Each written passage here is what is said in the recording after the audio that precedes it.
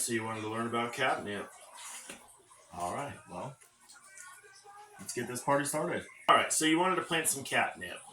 Well, lucky for you, today I'm starting the seeds, and I'll tell you a little bit about it. So today's date is 1/8/24. Yeah, I wrote all that beforehand. And so the first thing I gotta say about catnip is the seeds are extremely small. I'll pop them up there so you guys can look at them a little bit better. All of our seeds came from the Oregano Republic, and my wife bought me the 18 herb pack, so we'll be going through all of those.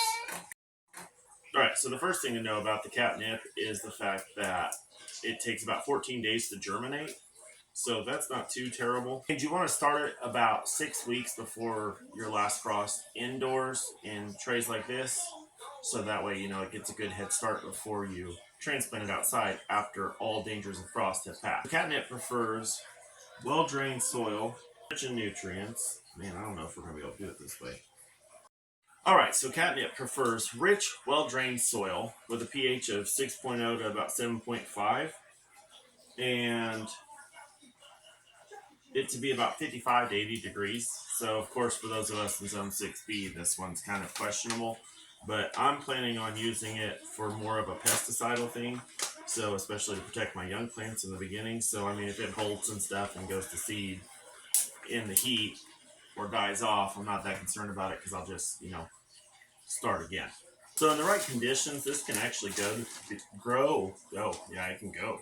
No, it can grow to be 2 to 3 foot tall in the right conditions. So that's not the normal.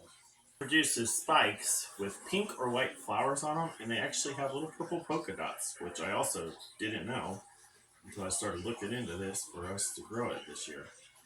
Leaves and stems contain a volatile oil known as nepelectone. I'll put that on the screen so that way you guys, can actually look it up yourselves. And probably because I just butchered how to say it. So it's also really well known, obviously, as a cat treat for people, So it's also well known as a cat treat, and most people don't recognize it for the use in people.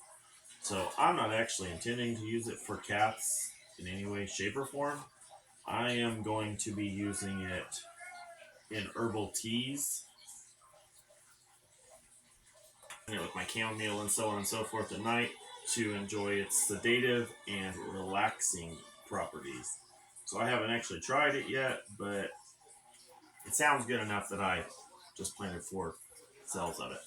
It originates in southern and eastern Europe, East, Central Asia, and parts of China.